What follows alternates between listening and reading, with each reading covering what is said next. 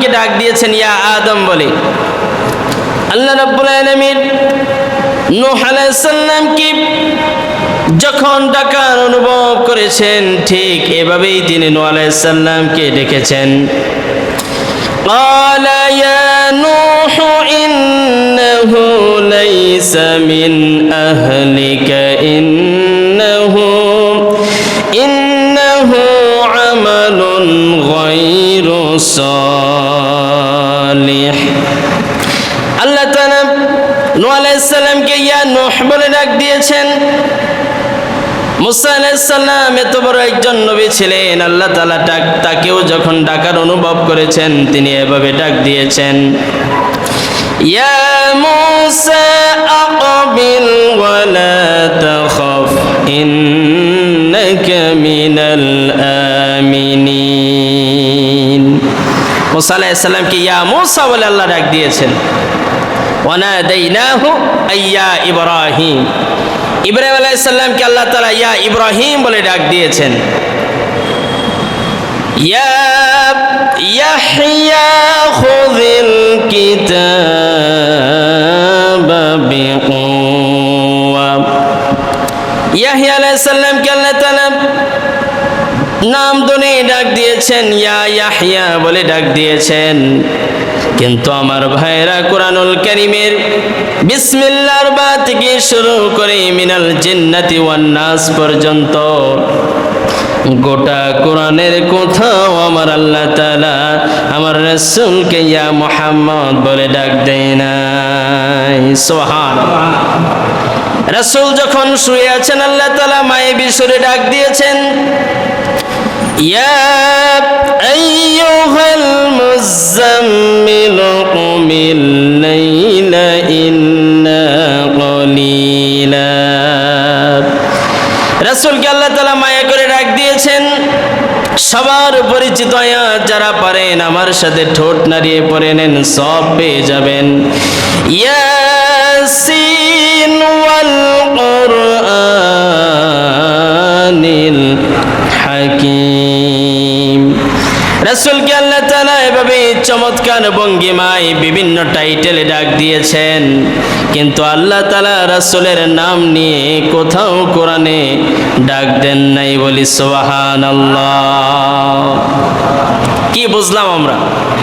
যে রাসূলকে আল্লাহ তাআলা এত সম্মান দিয়েছেন, যার নাম ধরে আল্লাহ তাআলা হারফে নিদা দিয়ে সরাসরি ইসমে ইশারা দিয়ে আল্লাহ তাআলা ডাক দেয় নাই, বরং আল্লাহ তাআলা রাসূল শুয়ে আছেন, শোয়া অবস্থায় রাসূলকে ডাক দিচ্ছেন, ইয়া আইয়ুহাল মুযাম্মিল, হে চাদর আবৃত রাসূল, ইয়া আইয়ুহাল মুদ্দাথির কুম ফাআনযির।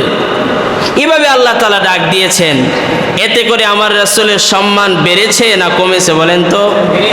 আমার ভাইয়েরা, দেখুন আল্লাহ রাসূলকে আল্লাহ তাআলা বড় একটি শ্রেষ্ঠত্ব দিয়েছেন।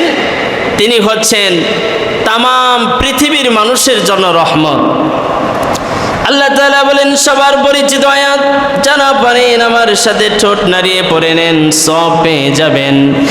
ওয়ামা আরসালনাকা ইল্লা রাহমাতাল লিল আলামিন। ওগো হাবিব, আমি রব্বুল আলামিন, তামাম জগতের রব, আসমানের রব, জমিনের রব, জমিনের নিচেও যারা আছে তাদের রব কে বলেন? আসতে বলবেন না কে? ইহুদিদের রব, কাফেরদের রব, নাস্তিকদের রব। যদিও তারা বিশ্বাস করে না, বিশ্বাস না করলে কি হবে? সবাইকে যিনি সৃষ্টি করেছেন বলেন তিনি কে? আল্লাহ তাআলা বলেন, হুজুর তামাম জগতের রব হলাম আমি আল্লাহ, আর আমি আল্লাহ তাআলা ঘোষণা দিলাম তামাম সৃষ্টি জগতের রহমত আমি আল্লাহ আপনাকে বানিয়েছি। সুবহানাল্লাহ।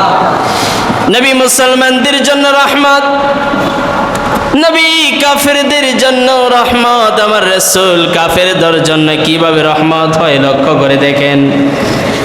আমার রাসূলের আগের জামানার যত নবী রাসূল দুনিয়াতে এসেছে, যদি কোনো বেঈমানেরা রাসূলদের সাথে বেঈমানি করেছে, আল্লাহর আইন নিয়ে তুচ্ছ তাচ্ছিল্য করেছে, তাহলে সঙ্গে সঙ্গে তাদের উপরে আযাব এসেছে। কিন্তু আমার রাসূলের জামানায় কত লোক আমার রাসূলকে মার দিয়েছে, উহুদের ময়দানে দান দান শহীদ করেছে, তাইফের ময়দানে হুজুরের শরীর থেকে রক্ত ঝরিয়েছে, লোহার হেলমেট পরিয়েছে, শিয়াবে আবু তালিবের মধ্যে হুজুরকে আটকে রেখেছে। এত নির্যাতন করার পরেও মহান আল্লাহ কোন কাফেরের উপরে সরাসরি শাস্তি দেয় নাই। তার এক নম্বর কারণ হলো আমার রাসূলের সম্মানে যেরকম সুবহানাল্লাহ। বন্ধুরা আমার, এই রাসূলের রহমতের কারণে ইহুদিরা খাবার পায়, কাফেরেরা খাবার পায়, সম্মান পায়। এই রাসূল রহমত হওয়ার কারণেই তামাম পৃথিবী সৃজন হয়েছে। আমার আল্লাহ তাআলা রাসূলকে যদি আগমন না করাতেন, পৃথিবী বানাতেন না। পৃথিবী সৃষ্টির আগেও আমার আল্লাহ তাআলা তার নামের শেষেই মুহাম্মাদুর রাসূলুল্লাহ এড করে দিয়েছেন। এত সম্মান যে রাসূলকে দিয়েছে, সেই রাসূলের উম্মত হিসাবে আল্লাহ তাআলা আমাদেরকে পাঠিয়েছেন। বলেন তো আমরা খুশি না বেজার? একটু খুশি না বেশি খুশি? আমার ভাইরা, আগের জামানার নবীগুলো আল্লাহ তাআলা কি রিকোয়েস্ট করতেন, আগে রব্বুল আলামিন নবুয়তের দরজা আমাদের জন্য বন্ধ করে দেন, নবুয়ত আমাদের দরকার নাই, নবী হওয়ার দরকার নাই, আপনি শেষ জামানার আখিরি জামানার নবীর উম্মত হিসাবে আমাদেরকে আপনি কবুল করেন। বলেন সুবহানাল্লাহ। নবীরা উম্মত হতে চায়, আর বিনা দরখাস্তি যে আল্লাহ আমাকে আপনাকে রাসূলের উম্মত বানিয়েছেন। আমার ভাইরা বলেন তো আমরা ধন্য কি ধন্য না? এমন একটা রাসূল পেয়েছি, যে রাসূল তিনার পায়ের নখ থেকে শুরু করে মাথার চুল পর্যন্ত গোটা দেহটাই ছিল মুজিজা। রাসূল যদি কারো মাথার মধ্যে হাত দিত, সেই মাথা থেকে মেশকে আম্বরের ঘ্রাণ আসতো।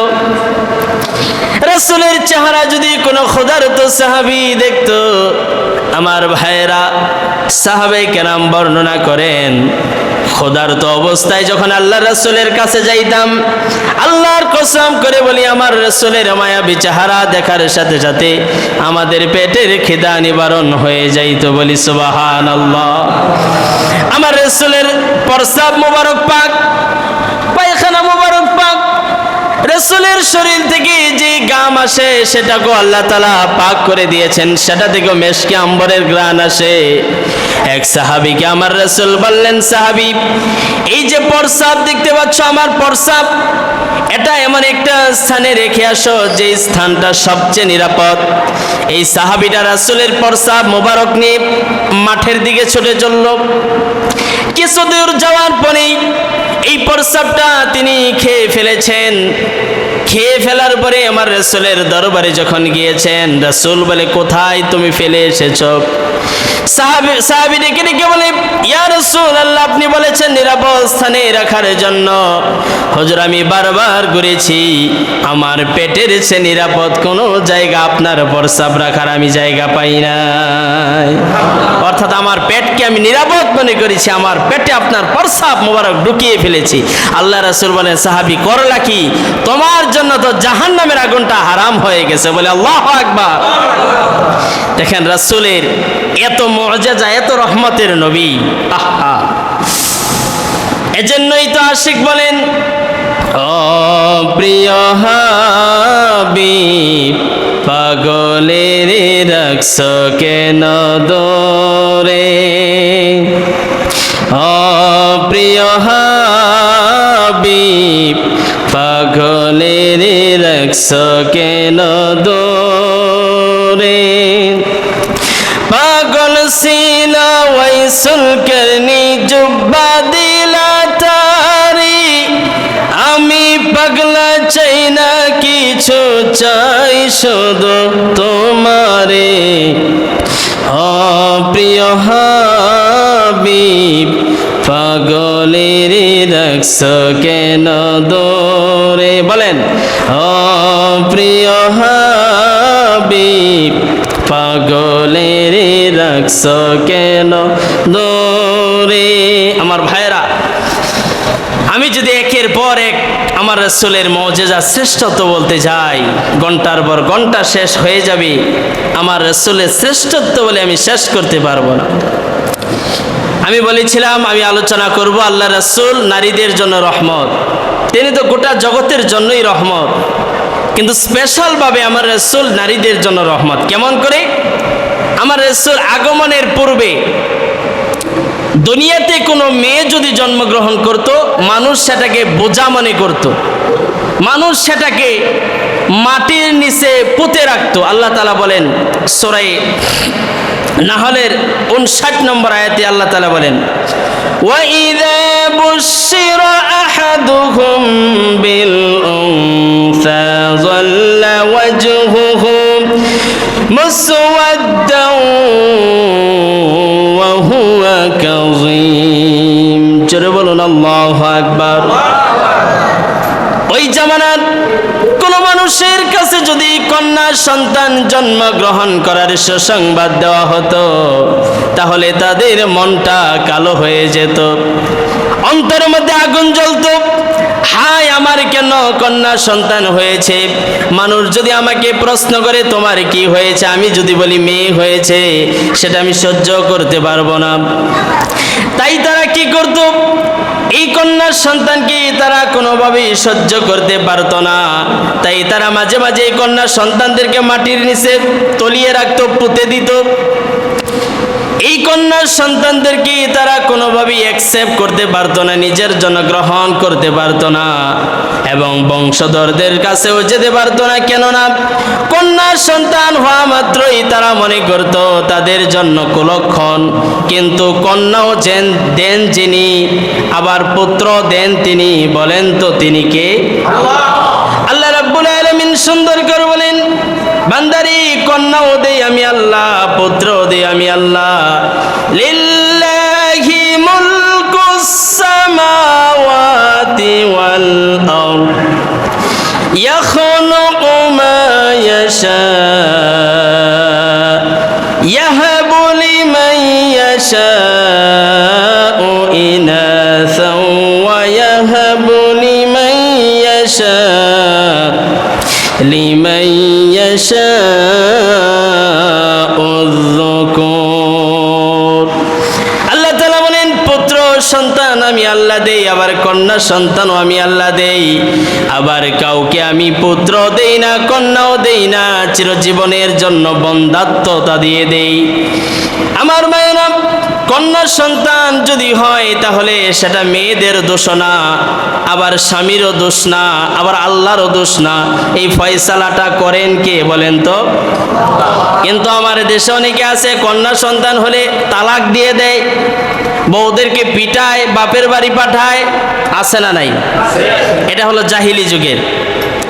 আমার রাসূলের কাছে একটি সাহাবী যার নাম ছিল দাহিয়াতুল কলবি, এই সাহাবীটা কালেমা গ্রহণ করার পরে আমার রাসূলের দরবারে এসে বলে, ইয়া রাসূলুল্লাহ, ইয়া হাবিবাল্লাহ, একটা কথা বলতে চাই, শুনবেন নাকি? কি কথা বলো? দাহিয়াতুল কলবি বলে, হুজুর আপনার কাছে ইসলাম কবুল করার আগে আমার 4টি কন্যা সন্তান ছিল। 4টি কন্যা সন্তানের মধ্যে 3টি কন্যা সন্তান আমি নিজ হাতে হত্যা করেছি। নাউজুবিল্লাহ বলবেন না? একটি কন্যা সন্তান আমার বিবি যখন প্রেগনেন্ট অবস্থায় 7 মাসের, তখন আমি দূর দেশে চলে যাই ব্যবসা করার জন্য। বহুদিন পর্যন্ত আমি বাড়িতে আসি নাই। আমার বিবিকে আমি বলেছিলাম, যদি তোর পুত্র সন্তান হয় আমাকে খবর দিবি, আর যদি আবারও তোর মেয়ে সন্তান হয় সাবধান, এটাকে মাটির নিচে পুঁতে ফেলবি। আমার মেয়েটা যখন পৃথিবীতে আগমন করলো, আমার বিবি আমাকে কোনো খবর দেয় নাই। আমি 4টি বৎসর পরে আমার বাড়িতে আসলাম। বাড়িতে আসার পরেই দেখি আমার বাড়ির উঠোনের মধ্যে ফুটফুটে একটি কন্যা সন্তান। আমি বিবিকে প্রশ্ন করলাম, এর বিবি সন্তান কার? আমার বিবি কোনোই কথা বলে না। আমি বারবার প্রশ্ন করলাম, আমার বিবি ডেকে ডেকে বলে, স্বামী আমার। কার সন্তান আবার হবে? আপনার ঔরসের মেয়েজাত সন্তান, যাকে আপনি আমার গর্ভে দিয়েছিলেন। আল্লাহ রাব্বুল আলামিন ভালোবেসে আপনার ফুটফুটে কন্যা সন্তান দিয়েছে। হুজুর, এই কথাটা আমার বিবির মুখ থেকে শোনার সাথে সাথে আমি নিজেকে কোনোভাবেই কন্ট্রোল করতে পারলাম না। আমি বিবিকে বললাম, দে তোর মেয়েকে, দূর দেশে তোর মেয়েকে নিয়ে বেড়াতে যাব। ইয়া রাসূলুল্লাহ, আমার মেয়েকে আমার বিবি সুন্দর করে সাজিয়ে দিয়েছে, নতুন পোশাক পরিয়ে দিয়েছে। মেয়েটা আমার ডান হাতের আঙ্গুলি ধরে আমার সাথে সাথে ছুটে চলল। আমি আমার মেয়েকে নিয়ে পাহাড়ের চৌড়ায় চলে গেলাম। সেখানে যাওয়ার পরে আমি একটি গর্ত খনন করলাম। হুজুর, আমি যখন গর্ত খনন করার জন্য মাটির মধ্যে নামলাম, যখন কোদাল দিয়ে আমি মাটিগুলো কাটতে শুরু করলাম, হালকা মাটির দোলাগুলো আমার দাড়ির কাছে আসতেছিল, দাড়ির মধ্যে লেগে গেছে। আমার ফুটফুটে কন্যা সন্তান আমার কাছে এসে বলে, আব্বু তুমি এত পরিশ্রম কেন করতেছো? তুমি আমার কাছে আসো, তোমার দাড়ি থেকে আমি ময়লাগুলো সাফ করে দেই, ময়লাগুলো আমি ফেলে দেই। হুজুর, আমার মেয়ে তার ছোট্ট হাত দিয়ে আমার দাড়ি থেকে ময়লাগুলো ফেলে দিল। আমি তারপরও থামি নাই, আমি কোমর পর্যন্ত গর্ত করে ফেললাম। গর্ত করার পরে আমার মেয়েকে বললাম, এবার তুমি নিচে নামো। নিচে নেমে নিচ থেকে আমাকে মাটিগুলো দাও বালতির মধ্যে। আমার মেয়েটা যখন হুজুর এই গর্তের মধ্যে নেমে গেল, আমি কত পাষাণ হুজুর। আমি আমার মেয়ে গর্তে থাকা অবস্থায় আমি মাটিগুলো দেওয়া শুরু করলাম। আমার মেয়েটা ডেকে ডেকে বলে, আব্বু আমার উপরে কেন আপনি মাটি দিচ্ছেন? আমি যখন মেয়ের উপরে আবার মাটি দেওয়া শুরু করলাম, মেয়ের কোমর পর্যন্ত, আমার মেয়েটা চোখের পানি রাখতে পারে না। আমি কত পাষাণ হুজুর, আমি আবার মেয়ের উপরে মাটি দেওয়া শুরু করলাম। যখন এই কাঁধ বরাবর মাটি দেওয়া শুরু করলাম, আমার মেয়েটা ডেকে ডেকে বলে, আব্বু আল্লাহর কসম করে বলি, তোমার বাড়িতে থাকবো না, তোমাকে আব্বু বলে ডাকবো না। আমি দরকার হয় ভিক্ষা করে খাবো, মেহেরবানি করে তুমি আমার উপরে আর মাটি দিও না। তুমি আমাকে চিরজীবনের জন্য ছেড়ে দিয়ে যাও, আমি তোমার পরিচয় কোনো দিন দিব না। হুজুর, আমি কত পাষাণ। আমি আমার মেয়ের উপরে একে করে মাটি দেওয়া শুরু করলাম, তার মাথা পর্যন্ত মাটি দেওয়া শুরু করলাম। একবার যায় আমার মেয়েটার কান্না বন্ধ হয়ে গেল। হুজুর, এই দৃশ্যটা যখন আমার মনে পড়ে, চোখের পানি আমি রাখতে পারি না। আমার মেয়েটা বারবার আমাকে আব্বু আব্বু বলে ডেকেছে।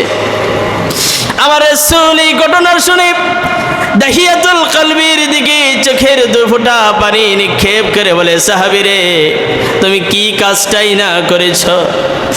আমার রাসূলকে দাহিয়াতুল কলবি ডেকে ডেকে বলে, হুজুর আল্লাহ কি আমাকে মাফ করবেন?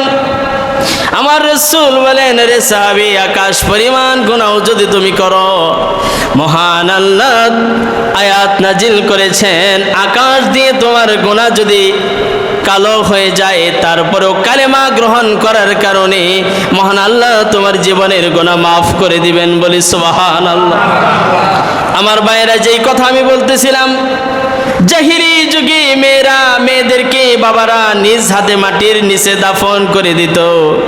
আমার রাসূল আসার কারণে মেয়েদেরকে আল্লাহ রাসূল এত সম্মান দিয়েছেন। আল্লাহ রাসূল বলেন, যার বাড়িতে তিনটা মেয়ে যদি কারো বাড়িতে থাকে, ওই আব্বা মার জন্য ঘরের মধ্যে আল্লাহ তাআলা তিনটা জান্নাত নাজিল করেন। বলি সুবহানাল্লাহ।